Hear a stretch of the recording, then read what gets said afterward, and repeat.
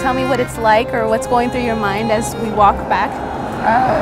It's actually a little bit interesting because it feels overwhelming a little bit, because I just remember coming here so many times, being trafficked, and even the street just brings back so many bitter memories. And these bitter memories rushed back to Leah Rogers as she and I strolled down Scottsdale Road in Scottsdale, Arizona. It was here that Leah says she was trafficked the most. You wouldn't think human trafficking was taking place in such upscale resorts, but according to Leah, it takes place here all the time. I think one of the biggest misconceptions is that we believe it only happens in one area and only one demographic, and it doesn't. It happens to all different types of cultures, all different types of neighborhoods, and believe it or not, pimps, most of the time, they come more to these neighborhoods opposed to the less fortunate neighborhoods or poorer neighborhoods, because there's more money here and they feel like they can make more money. Leah, a native of Arizona, was trafficked for 2.5 years before finally escaping the life. I got the chance to sit down with Leah, and she told me how she was lured into the life by her soon-to-be pimp and what he did to trap her. I thought he was basically my boyfriend. He was someone that I dated for 3 months, and he started to ask me, hey, I know this place. At that time, I was actually a dancer, and I met him in the strip club, and he kept telling me that he knew of a strip club where I could make more money at in San Francisco. And at first I said no, but then he kept asking me, so eventually I went, and when I went, it was like literally a light just switched off, like in the matter of 2 days, where he just became this crazy person, this monster. He made it seem like, oh, you don't have to do anything. You're already a stripper, it won't be that bad.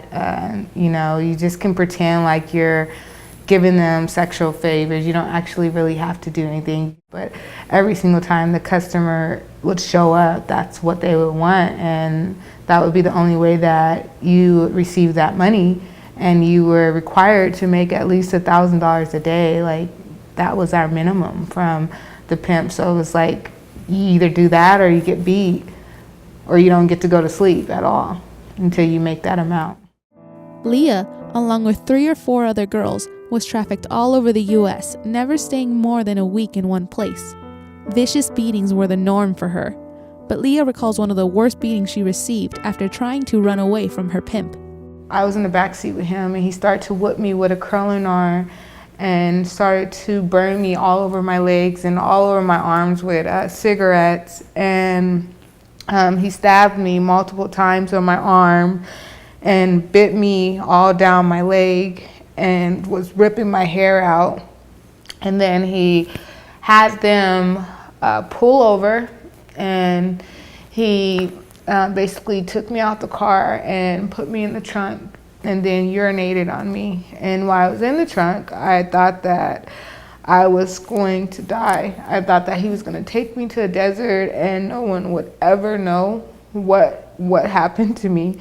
And he drove me from San Diego to Phoenix, and I'll never forget the gas station that he let me out at. And he opened the trunk, and I remember just seeing so many people. And I had dried up blood. I had this horrible smell. My arm was this big from bleeding, and my bones was showing, and people just stared at me. No one offered to help. No one tried to save me. And that was the moment that I felt like no one truly cared, that they just looked at me like a dirty prostitute. Leah would suffer more beatings and near-death experiences before her prayer of getting out of the life was answered. They were actually doing a sting operation on my pimp. I was arrested with my pimp, and I was scared to talk because during the time that I was with my pimp, I actually had a son with him, and my son was only a year old at that time, and his family had my son. So I knew if I said anything, then something would happen to my son, and so I didn't say anything, and I stayed in jail for 18 months.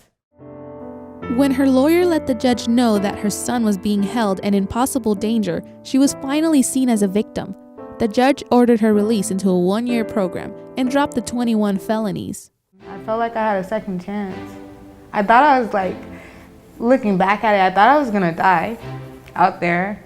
I never thought I would have another chance at life. And that's the truth. I thought the only way out was death. Her life consists of working, being a mother, and being an advocate for human trafficking victims. She now speaks at community events and recently started a nonprofit to help other girls get out of the life. She even wrote a book about what she went through. I asked her what she would tell other victims who want to get out, but are too afraid to speak out. I would say that take back everything that someone has taken from you and be who God created you to be.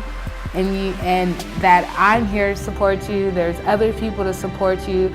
I love you as a sister, and I want to see you succeed, and I know you can. Reporting for Spot 127, I'm Gisselle Loera.